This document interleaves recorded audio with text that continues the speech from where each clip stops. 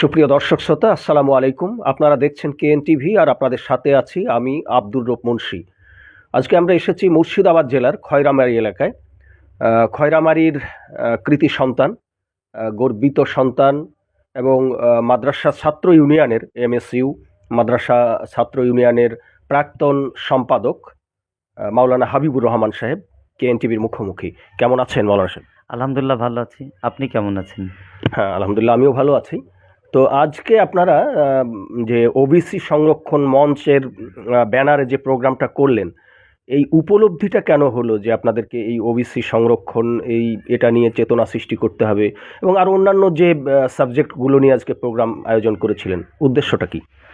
মূলত আজকে ওবিসি সংরক্ষণ মঞ্চ একটি রাজ্যের বিভিন্ন সংগঠনের একটি ফলস্রোত, এবং এই সংগঠনে মানবাধিকার বিভিন্ন মুসলিম অমুসলিম সংগঠনের নেতারা আছেন দিয়ে এই মঞ্চটি তৈরি হয়েছে। আমরা আমাদের দেশে যেভাবে মানবতা বিরোধী যে কার্যকলাপ কেন্দ্র সরকার করছেন সেইটিকে পূর্ণ প্রতিহত করার জন্য এই মঞ্চ গড়ে উঠেছে। বর্তমান আমরা এই মঞ্চের মাধ্যমে আজকে মুসলমানদের ওয়াকাফ সম্পত্তি পূর্ণ আমাদের যেন থাকে তার দাবি নিয়ে, এবং তার সাথে সাথে মুসলমানদের যে মাদ্রাসা, আমাদের যে খারেজিয়া মাদ্রাসা, সেগুলোকে আজকে অযথা কিছু টিভি চ্যানেল সাম্প্রদায়িক সম্প্রীতি নষ্ট করে জঙ্গি তকমা দিয়ে একটা বিভেদ ঘটাতে চাইছে। তার তীব্র প্রতিবাদ সহ আমরা ভিডিওকে আমরা জানিয়েছি। তার সাথে সাথে আমরা এটাও বলতে চেয়েছি যে আমাদের রাজ্যে, আমাদের জেলায়, আমাদের গ্রামে যে সমস্ত পরিযায়ী শ্রমিক আছে তারা বিভিন্ন জায়গায় পেটের স্বার্থে কাজ করতে গিয়ে তারা নানানভাবে হেনস্থ হচ্ছে, কখনো বাংলাদেশি তকমা লাগিয়ে, কখনো নানান কিছু সমস্যা সৃষ্টি করছে। আমরা ভিডিওকে যথেষ্ট বলতে চেষ্টা করেছি যে আপনার এরিয়ার যে সমস্ত পরিযায়ী শ্রমিক আছে তাদেরকে নিরাপত্তা দিতে হবে, এবং তার সাথে সাথে অনেক সময় অঘটনে সেখানে মারা যাচ্ছে, তাদেরকেও সুষ্ঠুভাবে এখানে যেন আনার ব্যবস্থা হয়, রাজ্য সরকার তার যেন সমস্ত ক্ষতিপূরণ দেয়, সেই সমস্ত দাবি নিয়ে আমরা আজকে এই প্রোগ্রামটি করলাম। তো হাবিবুর সাহেব, এই যে আপনি বলছিলেন যে বিশেষ করে ইলেকট্রনিক মিডিয়া এবং প্রিন্ট মিডিয়াও বলতে পারেন যে তারা যে প্রোপাগান্ডা চালাচ্ছে, তো এই প্রোপাগান্ডার বিরুদ্ধে আপনারা মানে কি রিয়াকশান দিচ্ছেন, মানে পাল্টা কি দিতে চাইছেন? দেখুন, আমরা কোনো মতেই ছেড়ে কথা বলবো না। এই দেশকে আমরা যেভাবে হিন্দু মুসলমান মিলে আমরা স্বাধীনতা নিয়ে এসেছিলাম, আজকে যদি কিছু টিভি চ্যানেল তারা যদি আজকে আমাদেরকে অযথা হয়রানি করায়, তাহলে আমরা তাদের বিরুদ্ধে তীব্র প্রতিবাদ করাবো এবং করব, এবং রাজ্য জুড়ে আমরা গণ আন্দোলনে নামতে বাধ্য হব। তাদেরকে আমরা তাদের মুখোশ খুলে দিতে আমরা বাধ্য। তারা, আমার মনে হয় তারা বিদেশি শক্তির কাছে তারা টাকা নিয়ে আজকে আমাদের দেশের যে একটা গৌরবময় দেশ, হিন্দু মুসলমান আমরা সবাই বসবাস করি, সেই দেশে একটা অযথা এরা দাঙ্গা ফাসাদ বাজাতে চায়। আমরা তার তীব্র ধিক্কার এবং প্রতিবাদ করছি, আগামী দিনও করতে থাকবো ইনশাল্লাহ। হাবিবুর সাহেব, একটা বিষয় যদি আপনাকে বলি যে এই ইলেকট্রনিক মিডিয়ার মানে আপনারা যদি প্রতিক্রিয়া দেখাতে চান তাদের বিরুদ্ধে, তাহলে এখন বিশেষ করে অনলাইন প্ল্যাটফর্ম যেগুলো আর কি, যেগুলো সামাজিক মাধ্যম, সেগুলোকে মানে সামনে নিয়ে আসা, সেগুলোকে আরও বেশি অ্যাক্টিভ করা, এটা অনেকেই, শুধু আপনি নন, মানে অনেকেই মনে করছেন যে এটা এখন যুগের চাহিদা, এটা এখন প্রয়োজন। আপনি কি বলবেন? আমি আশা করি আপনার মাধ্যম থেকে আপনার টিভি চ্যানেলকে, আপনার এই মিডিয়াকে আমরা সম্মান জানিয়ে বলবো, যে সমস্ত ছোট ছোট মিডিয়াগুলো আছে, ইউটিউবার আছে, তাদেরকে আমি ব্যক্তিগত অনুরোধ করব আপনারা ইউনাইটেড হন এবং আপনারা দেশ জাতি সমাজমূলকভাবে কাজ করে যান, এটা আমি মনে করি, এবং আপনারা এগিয়ে যান।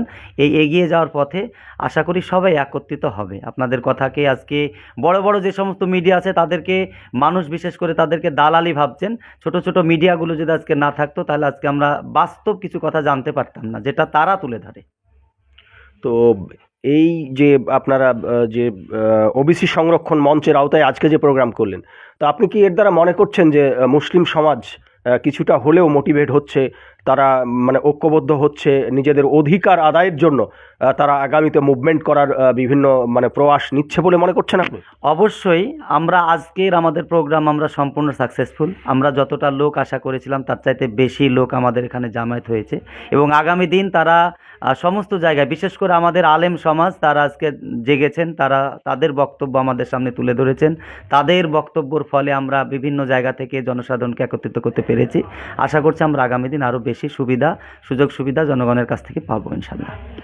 তো আপনাকে যদি জানতে চাই যে বিশেষ করে মিডিয়ার মানে যে দৌরাত্ম্য, এবং মিডিয়া অ্যাকচুয়ালি টার্গেট করেই স্পষ্টভাবেই যদি বলি যে একটা জাতিকে, একটা সম্প্রদায়কে টার্গেট করে যে ধরনের অপপ্রচার চালাচ্ছে, তার এগেনস্টে, তার বিপরীতে আপনারা কি করতে চাইছেন, মানে এই সংরক্ষণ ওবিসি সংরক্ষণ মঞ্চের পক্ষ থেকে? আমরা ওদের যে মিথ্যা প্রোপাগান্ডা তার বিরুদ্ধে আমরা জনগণকে জানাবো প্রাথমিকভাবে। আমরা পুলিশ প্রশাসনকে জানাবো তাদের যে মিথ্যা প্রোপাগান্ডা ছড়িয়ে যে সমাজের মধ্যে একটা বিভ্রান্তি করছে, তাতেও যদি শান্ত তারা না হয় তাহলে আগামী দিন আমরা আদালতে যেতে বাধ্য হব। আমরা সেই হিসাবে সেই সমস্ত মিডিয়াকে বলবো যে আপনারাও আপনাদের ভাষাগতভাবে একচেটিয়া মুসলমানকে জঙ্গিবাদ তকমা দেওয়া বন্ধ করে আসুন দেশ ও সমাজকে গড়িয়েই চিন্তা ভাবনা করুন। একচেটিয়া মুসলমানকে আবোল তাবোল বলে সমাজের মধ্যে বিভ্রান্তি করবেন, এটা আমি ব্যক্তিগতভাবে মেনে নেব না। আমি আমার বক্তব্য বলছি, রাজ্য জুড়ে আমরা যেমন আন্দোলন করতে জানি, স্বাধীনতায় যেমন রক্ত দিয়েছি, আজকে সাধারণভাবে এই এই সমস্ত মিথ্যাবাদী মিডিয়ার বিপক্ষে আমরা আমাদের জীবন দিয়ে প্রতিবাদ করতে আমাদের বিন্দু পরিমাণও কষ্ট হবে না। কারণ ইংরেজকে আমরাই মারিয়ে তাড়িয়েছি, আজ আমাদের তাদের তাড়াতে হয়তো আমরা কোনো রকম কষ্ট পাবেন এবং খুব সামনের দিন ভালো দিন আসছে। তাদের বিপক্ষে ছোট ছোট মিডিয়ারাও যেমন উঠে পড়ে লেগেছে। বাংলার সাধারণ মানুষ, বাংলার শিক্ষিত নওজোয়ান, বাংলার যারা বুদ্ধিজীবী তারা কিন্তু আজকে সচেতন, তারাও তীব্র প্রতিবাদ তারা জানাচ্ছেন। সে হিসাবে আমরা আগামী দিন এর চাইতে বৃহত্তর আন্দোলন নামতে বাধ্য হব। নবাবের দেশ মুর্শিদাবাদ, আর সেই মুর্শিদাবাদকে বিড়ি শ্রমিকদের জেলা নামে অভিহিত করছে কেউ কেউ, আপনি কি বলবেন? দেখুন, যার জন্য সেটা তো অবশ্যই সেটা বলছে এবং এটা ওদের বক্তব্য না। আসলে আমরা স্মরণ করাই, অধীরবাবু থেকে শুরু করে যে সমস্ত রাজ্যের বিগত দিনের এমএলএ এমপি যারা ছিলেন তারাই বিড়ি শ্রমিক বানিয়ে রেখেছেন এবং আজকে মুর্শিদাবাদ জেলায় যে সমস্ত অধিকার আমাদের জেলার আছে থাকা দরকার সেটা দেয় না। সে হিসাবে আমরা জনগণকে জানাবো এবং তার সে বিষয়ে আমরা নবাবের জেলা আজ না হলেও 50 বছর পরে ফের আমরা আমাদের জায়গায় ফিরে আসবো ইনশাল্লাহ। না, অধীরবাবুরা যেটা করবে এটা স্বাভাবিক, কিন্তু আপনি যে সম্প্রদায়ের মানুষ, সেই মুসলিম সম্প্রদায়ের যারা নেতৃবৃন্দ রয়েছেন, তারা কি এই মুসলিম সমাজের সচেতনতার জন্য একটি ভূমিকা পালন করে বলে মনে করেন আপনি? আশা করি এখন মানুষ অনেক সচেতন। আজকে যে সমস্ত মিথ্যাবাদী রাজনীতির দলের নেতা আছে তাদেরকে মানুষ অনেক জায়গা থেকে ছেড়ে দিয়েছেন এবং বিশেষ করে আজকে সাধারণ মানুষ বুঝতে শিখেছে এবং আপনাদের মতো কিছু মিডিয়া আজকে জনগণকে জানিয়ে দিচ্ছে বলে আজকে সাধারণ মানুষ অনেক সচেতন।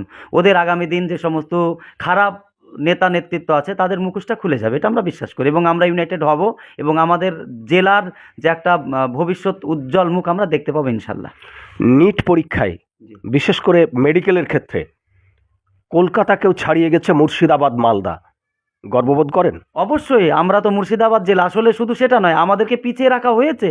আমি তো মনে করি আজকে মুর্শিদাবাদ জেলা আজকে যদি যেই দিকে যাই না কেন, যেই দিকে তাকাই না কেন, আমরা সেই দিকে সব দিকে টপার র্যাঙ্কে যাব, খেলা থেকে শুরু করে সমস্ত জায়গা থেকে টপার র্যাঙ্কে যাব, কিন্তু আমাদেরকে পিছিয়ে রাখা হয়। কারণ কলকাতার বিভিন্ন নেতারা তারা বলে মুর্শিদাবাদ জেলার যদি মানুষকে যদি আমরা পিছিয়ে না রাখি তাহলে কলকাতার রাজবাড়িটা করার লোক লেবার পাবো না বলেই তারা পিছিয়ে রাখে। সেসব ইনশাল্লাহ আমাদের সমাজ এখন শিক্ষিত এবং আমরা চিন্তা ভাবনা করেছি নেটে যেমন আমরা যেতে পারছি, ডাক্তারি লেভেলে নানান পরীক্ষায় যেমন আমরা ফার্স্ট হচ্ছি, আগামী দিন আমরা রাজনৈতিকও ফার্স্ট হব। পিছিয়ে যেমন রাখে তেমনি পিছিয়ে থাকেও, একটা আর একটার সঙ্গে জড়িত। মুর্শিদাবাদের জনগণকে পিছিয়ে রাখা হয়েছে এই এলিগেশন একটা শ্রেণীর বিরুদ্ধে দেওয়া হয়, কিন্তু মুর্শিদাবাদের সংখ্যাগরিষ্ঠ মুসলমানরা উঠে আসার জন্য কতটা চেষ্টা চালাচ্ছে বলে আপনি মনে করছেন? দেখুন, আজকে মূলত মুর্শিদাবাদ জেলার একদম প্রত্যন্ত গ্রামে আজকে আমরা যে প্রোগ্রামটি করলাম, আজকে এই গ্রামের মানুষ তারাই উঠে আসার জন্য চেষ্টা চিন্তা ভাবনা করছেন এবং আমাদের সাথে জেলার অনেক বিজ্ঞ যারা লেখক, গবেষক, আন্দোলনকারী তারা কিন্তু আছেন। সেসবে আমরা খুব তাড়াতাড়ি সচেতনতার সাথে আমরা এগিয়ে যাবো, এটা আমাদের বিশ্বাস। রাজনৈতিকভাবে পিছিয়ে রাখা হয়েছে দেশের সংখ্যালঘু সম্প্রদায় অর্থাৎ মুসলিম সম্প্রদায়কে। রাজনীতি নিয়ে কতটা সচেতনতা সৃষ্টি করতে আপনারা সক্ষম হচ্ছেন? একটা ভালো প্রশ্ন আপনি করেছেন, ধন্যবাদ। আসলে একটা বিষয় আমাদের জানা দরকার যে আজকে দেশের যে সমস্যা, সমস্ত কিছু রাজনৈতিক সৃষ্টিই করছে সমস্যাগুলো। সে হিসাবে আজকে আমরাও আমাদের ব্যক্তিগতভাবে আমি কোনোদিন কোনো রাজনৈতিক দলের নেতৃত্ব দিইনি, কিন্তু আগামী দিন দেশের এই দুর্নীতিগ্রস্ত রাজনীতিকে প্রতিহত করার জন্যে আমরা যেন তেন প্রকারে আমরা চিন্তাভাবনা নিচ্ছি। আগামী দিন আমরা ভবিষ্যৎ ভাবছি যে আমাদের সমাজে যে সমস্ত খুব অন্যায়কারী রাজনৈতিক দল নেতা আছে, লুটতারাজের রাজনীতি চলছে, সেটাকে আমরা বন্ধ করব। তা আপনাকে যদি একটা প্রশ্ন করি, একেবারে এক্স্যাক্টলি একটা প্রশ্নের আপনি উত্তর দেন যে মুসলিম সমাজেও কিছু কিছু রাজনৈতিক দল গড়ে উঠেছে, কিন্তু নির্বাচনের ক্ষেত্রে তারা কখনোই একই প্ল্যাটফর্মে আসতে পারেনি, অথবা তাদের মধ্যে অ্যালায়েন্স মানে তারা কখনোই নিজেদের মধ্যে জোট বাঁধতে সক্ষম হয়নি? ইগোর কারণে না অন্য কোনো কারণ? না, ইগোর কারণে আমি বলবো না। রাজ্যের বিগত দিনেও আমরা দেখেছি মাননীয় মুখ্যমন্ত্রী তিনি কিছু কিছু মুসলিম রাজনৈতিক দলের নেতৃত্বদেরকে ডেকেছেন, পাশে নিয়েছেন, আবার তাদেরকে ধাক্কা মেরে ফেলে দিয়েছেন। সেসবে আমি মনে করি যে তারা রাজনৈতিক যে লিডারগুলো তারাই কিন্তু আজকে আমাদেরকে এক হতে দেয়নি। এবং আমি আরেকটা পরিষ্কার কথা আপনাকে জানাই যে আমরা যে সমস্ত ছোটোখাটো মুসলিম রাজনৈতিক দল, আদিবাসী রাজনৈতিক দল যারা আছে পিছিয়ে পড়া সমস্ত রাজনৈতিক দলগুলো নিয়ে আমরা ঐক্যের দিকে এগিয়ে যাচ্ছি। আর একটি কথা আমি আপনাকে পরিষ্কার জানাই, যারা সমাজ নিয়ে চিন্তাভাবনা করে, জাতি নিয়ে চিন্তাভাবনা করে, দেশ নিয়ে চিন্তাভাবনা করে, তাদেরকে কোনো রকমভাবে সিপিএমের ভালো পোস্টে দেওয়া যাবে না, দেবে না, কোনো রকমভাবে টিএমসির পোস্টে দেবে না এবং কংগ্রেসেরও দেবে না যারা সমাজ নিয়ে চিন্তাভাবনা করে।